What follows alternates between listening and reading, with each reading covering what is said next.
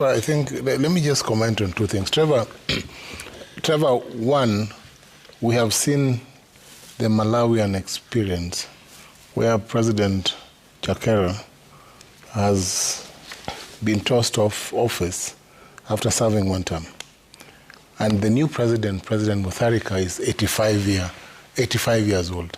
So age is just but a number. And I think that even if Kalonzo joins Ruto for the 2027 election, he can still run in 2032. He will be about 85 or 86 and can still be elected. So there's still time. But with condition of joining William Ruto. Yes, but Trevor, let me make that we have not rejected the polls on all accounts. We are only saying that in terms of what the broad-based government has done in stabilizing this country, even the data that shows the approval rates that it has from a number of regions, it is only because of the disapproval from Central Kenya and the emergence of DCP that you can see the broad-based government and the polling has pulled the figures down. But in reality, in terms of distribution, regional distribution of approval, the broad-based government has more approval than the previous government, UDA government, established after the election of 2022. Why? Because representation in that government shows the face of Kenya. There's no shareholding in the broad-based government. There's performance and evolution. Speaking for my region alone, Trevor, in the last 2 years alone, our regions, since the advent of devolution, the last 3 years, Siaya, Kisumu, Migori, Homa Bay, we have received between 73 billion for Kisumu, 69 for Migori, 72 for Siaya, 71 for Homa Bay for the 3 years. And that devolved sum given to counties has done wonders in infrastructure, in health, in a transformative civil service in those regions, and given a new lease of life to that region. And then the national government, through President Ruto, has ensured that we have infrastructure, real infrastructure, the transformation of the sugar sector, the transformation of the agriculture sector and the introduction of new crops, and now we have roads that are improving that sector. We have roads right from within the sugar belt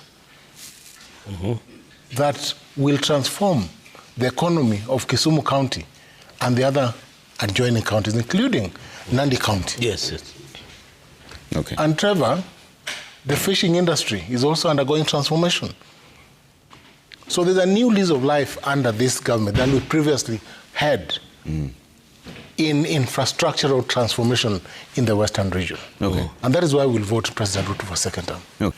Trevor, let us focus on the 32% who support President Ruto for a second term, and the 23% who then ask Raila Odinga to run for president. Yes. Let us look at the two. 55. Trevor, you can see that there is an aspect where Kenyans are saying there's need for continuity. There's need for economic reforms in housing, health financing, infrastructure projects, and that a 10-year period would be good for President Ruto to change this country to the next level. Correct. And of course, a Ruto-Raila partnership in 2027 would not only ensure political stability, but inclusivity, and would be a force that would not be beaten by any coalition led by Kalonzo Musyoka or Gachagua or Matiang'i. It will definitely deliver a second term. A Ruto-Raila alliance, and therefore inassailable, with Professor Kindiki as Deputy President. It has only that now, two. Professor Kindiki, wait, why Professor Kindiki is crucial in this two-term debate is because of the balance between the West and the Central or the East, so that you do not have accusation that you're having the President and Deputy President from Western, and you've left the rest of the country. Yes. So that's why Professor Kindiki then is a crucial, is difficult. It's a very important part of this coalition. And Trevor, let me tell you this. if UDA and ODM sit down and craft a coalition agreement that would be a winner, and they present a front where Baba will hold and Ruto will hold, the Kalonzo coalition will be trounced like mincemeat by 8 a.m.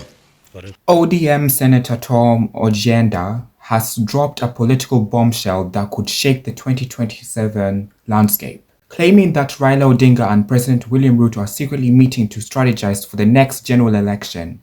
Yes, you heard right. According to the outspoken Kisumu senator, high-level discussions are already underway between the two long-time political giants. And in a jaw-dropping twist, Ojienda boldly declared that ODM is preparing to back Ruto for president in 2027. Let that sink in. This unexpected alliance, if true, would send shockwaves through Kenya's political spectrum, especially for die-hard Raila supporters who've spent decades opposing the very regime Ruto now leads. Ojienda didn't mince his words. He claimed that there's already an ongoing strategy being crafted behind closed doors. Even though the final formula hasn't been agreed upon yet, he insisted that those dismissing a Raila-Ruto collaboration are living in denial. But wait, Raila himself has remained publicly silent on the matter. In fact, sources say he has cautioned his closer allies against making premature statements about 2027. This silence has only fueled speculation. Is Baba quietly repositioning for a legacy move? Or is this just another political smokescreen? What's clear is that the 2027 race just got murkier. Lines are blurring. Former rivals are possibly shaking hands, and the people are watching, stunned and unsure whether to celebrate, panic, or laugh. If Raila and Ruto, once bitter opponents, really do unite, it would mark one of the biggest political betrays, masterstrokes in Kenyan history. Either way, the game has changed, and the drama is just beginning. Stay tuned. This is South Team Zalando News. Stay safe, stay engaged, and keep the conversation going. Until next time, keep believing in a better, stronger nation.